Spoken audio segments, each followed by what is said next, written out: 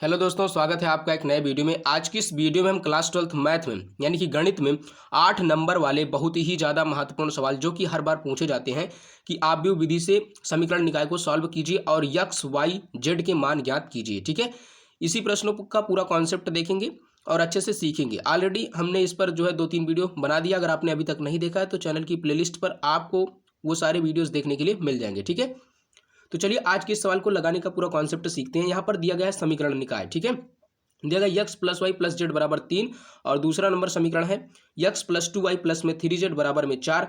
तीसरा नंबर समीकरण है यक्स प्लस में 4 वाई प्लस में 9 जेड बराबर में 6। ठीक है, ये दिया गया है। अब सर्वप्रथम हम क्या करेंगे, जो यहाँ पर समीकरण निकाय दिया गया है, एक घातीय समीकरण निकाय जो यहाँ पर दिया गया है उसे हम क्या करेंगे, आव्यूह रूप में लिखेंगे। ठीक है, तो यहाँ पर लिखेंगे दिए गए समीकरण निकाय को आव्यूह रूप में लिखने पर, यहाँ हल लिख देंगे, फिर इसे सॉल्व करेंगे। दिए हुए समीकरण निकाय को आव्यूह रूप में हल करने पर, निकाय को आव्यूह रूप में लिखने पर, आव्यूह रूप में लिखने पर। ये प्रश्न हर बार पूछे जाते हैं बोर्ड एग्जाम में। ठीक है, वो भी 8 अंक में पूछे जाते हैं, तो आप बिल्कुल भी ऐसे प्रश्नों को छोड़ करके ना जाएं। अच्छे से इसके कॉन्सेप्ट को सीख लें। अगर एक सवाल को आप अच्छे से सीख जाते हैं कैसे लगाते हैं, तो आप ऐसे प्रत्येक सवाल को सॉल्व कर पाएंगे, इस टाइप का जितना भी सवाल आएगा। ठीक है, यहाँ पर सर्वप्रथम हम क्या लिखेंगे, दिए हुए समीकरण निकाय को आव्यूह रूप में लिखने पर। तो हम इसे आव्यूह रूप में कैसे लिखेंगे, यहाँ पर जो यक्स का गुणांक कितना है 1 है, वाई का गुणांक कितना 1 है, जेड का गुणांक कितना है 1 है। यहाँ पर यक्स का गुणांक कितना 1 है, वाई का गुणांक 2 है, जेड का गुणांक कितना है 3 है। ठीक है, चिन्ह के साथ में लिखते हैं गुणांकों को। ठीक है, यहाँ पर इसके आगे जो चिन्ह रहेगा उसके साथ में गुणांक को लिखते हैं। गुणांक को इंग्लिश में कोफिशिएंट कहते हैं। ठीक है, तो कोफिशिएंट ऑफ मैट्रिक्स यानी कि आव्यूह का गुणांक। तो यहाँ पर यक्स का गुणांक 1, वाई का गुणांक 1 और उसके बाद में जेड का गुणांक कितना हो गया, 1 हो गया। यक्स का गुणांक कितना 1, वाई का गुणांक कितना 2, जेड का गुणांक कितना 3 और यहाँ पर यक्स का गुणांक 1, वाई का गुणांक 4 और जेड का गुणांक कितना हो गया, 9 हो गया। ठीक है, अब उसके बाद में जितनी जो है चर राशियां उन्हें लिख लेंगे। यक्स, वाई और जेड, इनका मान हमें क्या करना है, ज्ञात करना। इन्हें चर राशियां या आप अज्ञात राशियां भी कह सकते हैं। ठीक है, बराबर में जो आपकी यह चर राशियां हैं 3, 4, 6, इसे लिख लेंगे। ठीक है, अब इसको मान लेंगे हम पूरे को ए। क्या मान लेंगे, इसको मान लेंगे हम ए, इसको मान लेंगे यक्स, इसको मान लेंगे बी। ठीक है, अब यहाँ से अगर हम यक्स का मान ज्ञात करना चाहें तो हमें क्या करना पड़ेगा, यक्स बराबर में हो जाएगा ए इनवर्स इंटू में बी। ठीक है, इससे समीकरण नंबर 1 मान लेंगे। इधर देखिए गुणे में है ना, जब इधर आएगा तो ए क्या हो जाएगा, भाग में हो जाएगा, यानी कि 1/a हो जाएगा। और जब 1/a हो जाएगा तो ए क्या बट्टे में रहता है, जब बट्टे से इसे ऊपर लेकर के जाएंगे तो a की घात -1 हो जाएगा। इधर आप देखिए ए इंटू यक्स बराबर में बी है ना, जब इसे हम इधर पक्षांतर करेंगे तो यक्स बराबर में हो जाएगा 1/a इंटू में बी। ठीक है, यहाँ पर ए की घात कितना है, 1 है, तो जब हम इसे ए की घात 1 को ऊपर लेकर के जाएंगे तो ये -1 हो जाएगा। कितना हो जाएगा, ए इनवर्स इंटू में बी। ठीक है, यक्स बराबर ए इनवर्स इंटू में बी। इस प्रकार से हमने इस जो है इसे ऐसे लिख दिया। ठीक है, अब यहाँ पर क्या करेंगे, ए बराबर देखो कितना आया, ए बराबर मुझे प्राप्त हुआ 1 1 1 1 2 3 1 4 9। ठीक है, ये प्राप्त हुआ हमें। अब इसे हम सारणिक रूप में लिखेंगे, तो सारणिक ए के रूप में लिखेंगे तो कैसे लिखेंगे, 1 1 1 फिर 1 2 3 1 4 9। अब यहाँ पर हम सर्वप्रथम सारणिक ए का मान ज्ञात करेंगे। क्या करेंगे, सारणिक ए का मान ज्ञात करेंगे। अगर सारणिक ए का मान 0 आ जाता है तो ए इनवर्स विद्यमान नहीं होगा। अगर नेगेटिव आता है, पॉजिटिव आता है तो ए इनवर्स विद्यमान होगा। ठीक है, तो सारणिक ए का मान ज्ञात करने के लिए हम इसी में प्रसार करेंगे यानी कि एक्सपेंशन करेंगे। यहाँ लिख देंगे C1 के सापेक्ष प्रसार करने पर, C1 के सापेक्ष प्रसार करने पर, C1 के सापेक्ष प्रसार करने पर। ठीक है, C1 का मतलब होता है कॉलम। ठीक है, C1 का मतलब क्या होता है, कॉलम, यानी पहला कॉलम, C2 का मतलब दूसरा कॉलम और C3 का मतलब तीसरा कॉलम। यानी कि कॉलम को C से व्यक्त करते हैं, कॉलम को हिंदी में स्तंभ कहते हैं और पंक्तियों को रो कहते हैं इंग्लिश में। ठीक है, इंग्लिश में क्या कहते हैं, पंक्तियों को रो कहते हैं, इसे आर से प्रदर्शित करते हैं। ठीक है, तो हम C1 के सापेक्ष प्रसार कर रहे हैं। C का मतलब कॉलम, 1 का मतलब पहला कॉलम। ठीक है, यानी कि पहला स्तंभ। तो यहाँ पर क्या लिखेंगे, सारणिक ए बराबर में कितना हो जाएगा, सारणिक ए बराबर में हो जाएगा 1 इंटू में ये वाला पूरा जो है, जो पंक्ति है इसे पूरा ढक देंगे और ये वाला पूरा स्तंभ ढक देंगे। क्या बचा उसे लिख लेंगे 2 4, उसके बाद में 3 9। ठीक है, इसे लिख लेंगे। फिर उसके बाद में चिन्ह किसका आता है, माइनस का आता है। ठीक है, यहाँ पर 1 लिखेंगे, क्यों माइनस का आता है अभी समझा रहे हैं। यहाँ पर क्या करेंगे, ये वाली पूरी पंक्ति छोड़ देंगे, दूसरी पूरी पंक्ति छोड़ देंगे और ये पहला पूरा स्तंभ छोड़ देंगे। ठीक है, तो यहाँ पर क्या हो जाएगा 1 1 4 9 हो जाएगा। ठीक है, फिर उसके बाद में किसका चिन्ह आता है, प्लस का, +1 लिखेंगे। ये वाली पूरी पंक्ति छोड़ देंगे, ये वाला पूरा स्तंभ छोड़ देंगे। क्या बचा 1 2 1 3, ठीक है। अब इसे सॉल्व कर लेंगे। सारणिक ए बराबर में कितना आ जाएगा 1 इंटू 9 दूनी कितना हो जाएगा, 2 9 कितना होगा 18, माइनस में 4 3 12, माइनस में 1 इंटू 9 1 9, माइनस में 4, प्लस में 1 इंटू 3 1 3, माइनस में 2, ठीक है। यहाँ पर आ जाएगा 1 इंटू में कितना आ जाएगा 6, यहाँ पर हो जाएगा माइनस, फिर यहाँ पर कितना हो जाएगा 5, यहाँ पर धन हो जाएगा 1 इंटू कितना हो जाएगा 1 हो जाएगा, ठीक है। यहाँ पर हो जाएगा 6 माइनस में 5, धन में कितना हो जाएगा 1, यहाँ 6 कितना हो जाएगा, यहाँ धन है यहाँ भी धन है तो 6 एक 7 हो जाएगा, माइनस में 5, यहाँ पर आपका आ जाएगा 2। यानी कि जो सारणिक ए का मान आया कितना आया 2 आया, जो कि क्या है एक धनात्मक नंबर है, ठीक है। धनात्मक संख्या 2 क्या है धनात्मक। तो यहाँ पर हमसे ये पूछ रहा था कि अगर आप जो है सारणिक ए का मान अगर आप 0 ला देते हैं तो फिर ए इनवर्स विद्यमान नहीं होगा, ठीक है। यानी कि अगर सारणिक ए का मान 0 आ जाएगा तो ये सवाल सॉल्व ही नहीं होगा। तो यहाँ पर सारणिक ए का मान 0 नहीं आया हुआ, कितना आया हुआ 2, जो कि क्या है धनात्मक है। तो अब इससे ये स्पष्ट होता है कि इसमें क्या है ए इनवर्स विद्यमान है, ठीक है। अब आगे का सवाल सॉल्व करते हैं। ए इनवर्स इसमें क्या है विद्यमान है।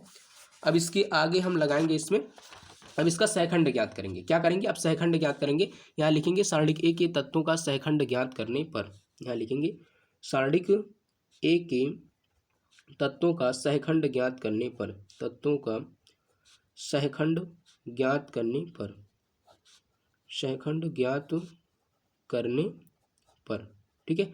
तो सहखंड कैसे ज्ञात करेंगे, ए 11 का मान ज्ञात करेंगे। तो ए 11 बराबर में हो जाएगा, ए 11 का मतलब क्या है, ये पहली पंक्ति हो गया, ये पहला स्तंभ हो गया, ठीक है। पहली पंक्ति पहला स्तंभ, जो यहाँ पर ये पहला अंक लिखा हुआ है ये पंक्तियों की संख्या को व्यक्त करता है और दूसरा क्या स्तंभों की संख्या को, ठीक है। तो पहली पंक्ति पहला स्तंभ, ए 12 का मतलब क्या पहली पंक्ति दूसरा स्तंभ, ठीक है। तो ए 11 का मान हमें ज्ञात करना है। तो ये पहली पंक्ति छोड़ देंगे और पहला वाला स्तंभ छोड़ देंगे, जो बचेगा उसे लिख लेंगे। कितना बचा 2 4 3 9, ठीक है।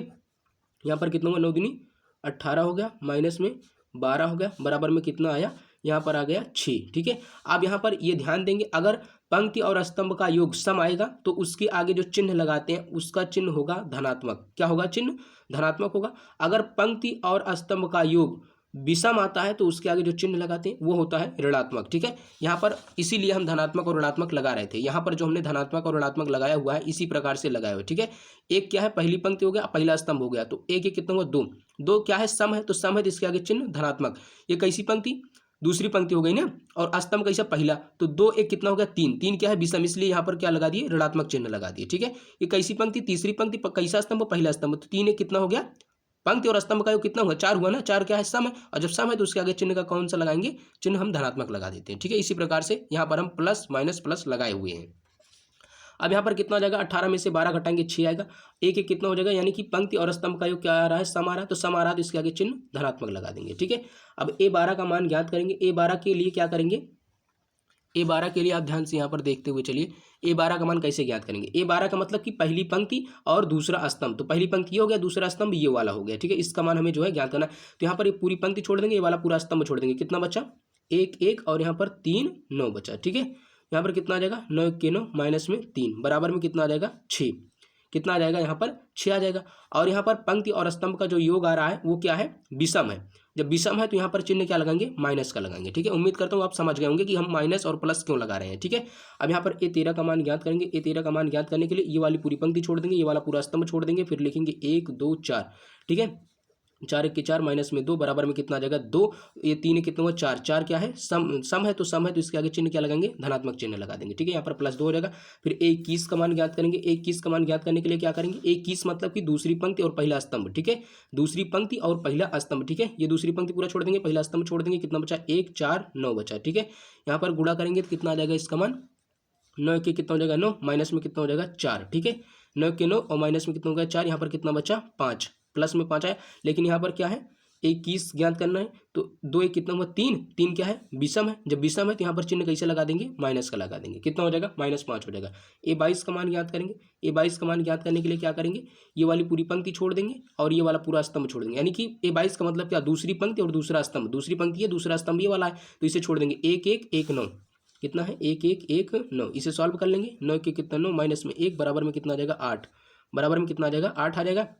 2 2 4 क्या है सम है, जब सम है तो इसके आगे चिन्ह कैसा, धनात्मक, ठीक है। यहाँ पर हो जाएगा +8। फिर ए 23 का मान ज्ञात करेंगे। ए 23 का मान कैसे ज्ञात करेंगे, यानी कि दूसरी पंक्ति और तीसरा स्तंभ, दूसरी पंक्ति तीसरा स्तंभ, ये दूसरी पंक्ति पूरा छोड़ देंगे, तीसरा स्तंभ पूरा छोड़ देंगे, क्या बचा 1 1 1 4, क्या बचा 1 1 1 4 बचा, ठीक है। 4 के कितना हो गया 4, माइनस में 1 बराबर में कितना आ गया 3, 3 दो कितना हो 5, 5 क्या है विषम है, विषम है तो इसके आगे चिन्ह क्या लगाएंगे माइनस का लगाएंगे, -3 हो जाएगा। फिर उसके बाद में ये 34 ज्ञात करेंगे, सॉरी 31 ज्ञात करेंगे। पहले क्या ज्ञात करेंगे 31 यानी तीसरी पंक्ति पहला स्तंभ, 31 ज्ञात करेंगे। तीसरी पंक्ति पहला स्तंभ, तीसरी पंक्ति पहला स्तंभ, ठीक है। पहला स्तंभ होगा, तीसरी पंक्ति हो गया। यहाँ पर कितना बचा 1 1 2 3, कितना बचा 1 1 2 3। इसे सॉल्व कर लेंगे, 3 1 के 3, माइनस में कितना हो जाएगा 2, बराबर में कितना आ गया 1, ठीक है। यहाँ पर 3 1 कितना हुआ 4, 4 हुआ तो क्या है सम है, सम है तो आगे चिन्ह क्या लगाएंगे प्लस का, ठीक है। यहाँ पर +1 हो जाएगा। फिर A32 का मान ज्ञात करेंगे। A32 का मतलब क्या, तीसरी पंक्ति दूसरा स्तंभ, तीसरी पंक्ति ये हो गया, दूसरा स्तंभ ये हो गया, इसे छोड़ देंगे, तीसरी पंक्ति पूरा छोड़ देंगे, दूसरा स्तंभ पूरा छोड़ देंगे। क्या बचा 1 1 1 3, क्या बचा 1 1 1 3, ठीक है। यहाँ पर हो जाएगा 3 1 के 3, माइनस में 1 बराबर में कितना आ जाएगा 2। यहाँ 3 2 कितना हुआ 5, 5 क्या विषम है, विषम है तो इसके आगे चिन्ह क्या आएगा माइनस का आएगा। यहाँ पर हो जाएगा -2, ठीक है। ये 33 का मान ज्ञात करेंगे। ये 33 का मान कैसे ज्ञात करेंगे, तीसरी पंक्ति और तीसरा स्तंभ पूरा छोड़ देंगे, ठीक है। क्या बचा 1 1 1 2, 1 1 1 2। यहाँ पर हो जाएगा 2 1 के 2, माइनस में 1 1 के 1 बराबर में कितना आ जाएगा 1, 3 3 6 यानी कि धनात्मक है, ठीक है। तो यहाँ पर लिख देंगे इसके आगे का चिन्ह प्लस में, यानी कि सम है, 3 3 6 क्या एक सम है, सम है तो इसके आगे चिन्ह क्या लगाएंगे धनात्मक लगा देंगे, ठीक है।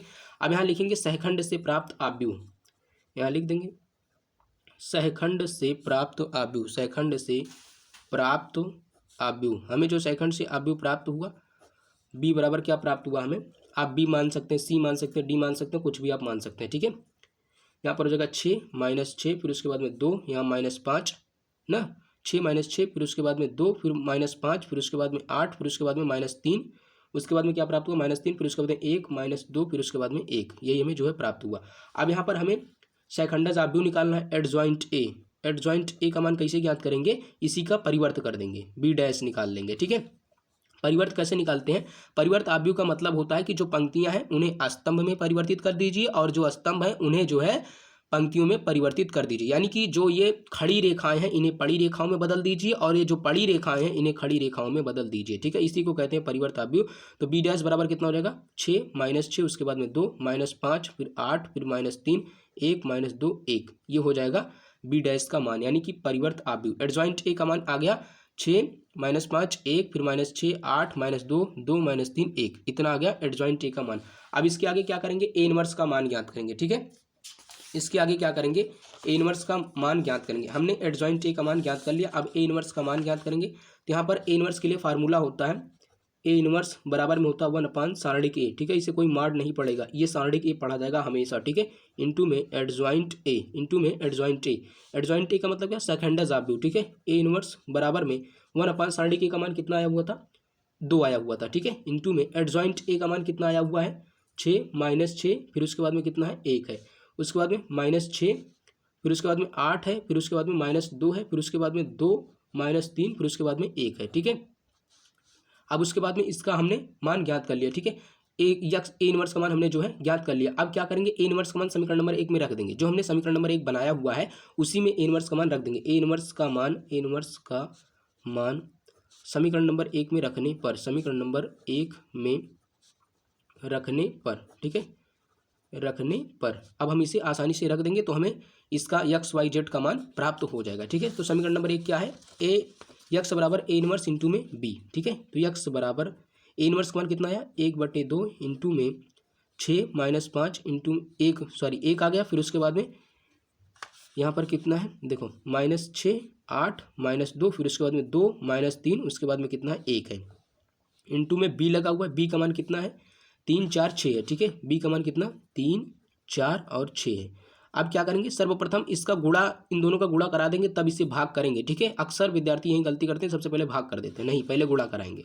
x बराबर में हो जाएगा 1/2, ठीक है। गुणा कराओ, यहाँ पर पहली पंक्ति पहला स्तंभ, पहली पंक्ति पहला स्तंभ, ठीक है। छतरी कितना हो जाएगा 18, फिर उसके बाद में माइनस का चिन्ह है क्योंकि यहाँ पर माइनस है ऑलरेडी, ठीक है। 5 चौक कितना हो जाएगा 20 और यहाँ पर धन कितना हो जाएगा 6, फिर उसके बाद में दूसरी पंक्ति और पहला स्तंभ, छतरी कितना हो जाएगा 18, फिर यहाँ पर कितना हो जाएगा 8 चौक 32, फिर यहाँ पर कितना हो जाएगा -6 दूनी 12, यहाँ पर कितना हो जाएगा 3 दूनी 6, फिर माइनस में कितना हो जाएगा 4 3 कितना हो जाएगा 12, धन कितना हो जाएगा 6 हो जाएगा, ठीक है। बीच में इसमें जब गुणा करते हैं तो बीच में जो चिन्ह आता है वो धन का आता है, ठीक है। तो यहाँ पर x बराबर में हो जाएगा 1/2 इंटू में यहाँ पर कितना आ जाएगा -2, 20 में से जब 18 घटाएंगे तो कितना आएगा -2 आएगा, क्योंकि जो 20 के आगे का चिन्ह माइनस में है, ठीक है, तो -2 आ जाएगा। और यहाँ पर कितना +6, यानी कि जब +6 में से -2 घटाएंगे कितना आ जाएगा, 4 आ जाएगा, ठीक है।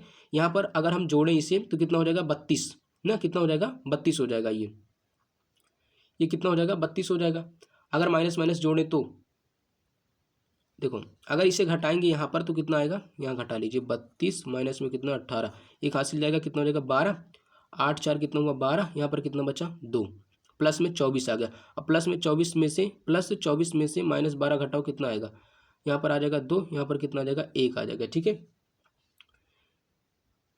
यहाँ +32 है, -12 है, -18 है, ठीक है। पहले आप माइनस माइनस वाले को जोड़ो, कितना आएगा 32, 20 10 30, अरे यार देखो जोड़ घटाओ में गलती हो रही है, देखा, -18 माइनस में 12 कितना हो जाएगा, 8 2 10 का 0, हासिल बचा 1 1 1 2 कितना बचा 3 हो गया। अब यहाँ किस में आया, माइनस में आया, ठीक है, यह -30 हो गया, +32 कितना आएगा 2 आएगा, और यहाँ पर कितना बचेगा 0 हो जाएगा, ठीक है। तो यहाँ पर यक्स बराबर में आ जाएगा। अब जब इसे भाग करेंगे तो 2 चौक कितना, 2 दूना कितना हो जाएगा 4, यहाँ 2 1 के 2, यहाँ पर कितना हो जाएगा 0, ठीक है, 2 1 0। अब यहाँ पर यक्स का मान हमें पता है क्या है, यक्स वाई और जेड बराबर में 2 1 0, ठीक है। तो यक्स संगत अवयव की तुलना करने पर, यहाँ लिख देंगे संगत अवयव की तुलना करने पर, संगत अवयव की तुलना करने पर, ठीक है, तुलना करने पर, संगत अवयव की तुलना करने पर यहाँ पर यक्स बराबर में हो जाएगा 2, वाई बराबर में हो जाएगा 1, जेड बराबर में हो जाएगा 0। आप आसानी से इसके मान को ऐसे निकाल सकते हैं, ठीक है। कोई भी सवाल हो आप आसानी से ऐसे सॉल्व कर सकते हैं। अगर आप चाहते हैं कि हमारा उत्तर सही है या गलत है तो आप इसकी भी जांच कर सकते हैं, ठीक है। 2 1 0 आया हुआ है, अगर आप चाहते हैं सही है गलत है तो आप इसकी भी जांच कर सकते हैं। ऐसे लिख लीजिए, इस समीकरण में मान रखिए यक्स का मान कितना है 2, धन वाई का मान कितना है 1, और जेड का मान कितना है 0, बराबर में कितना 3, तो 3 बराबर में 3, यानी कि LHS बराबर में RHS आ रहा। आपका सवाल पूरा अच्छे से सही लगा हुआ है, ठीक है। दोस्तों वीडियो देखने के लिए बहुत बहुत धन्यवाद। मिलेंगे किसी नेक्स्ट वीडियो में, तब तक के लिए जय हिंद, वंदे मातरम।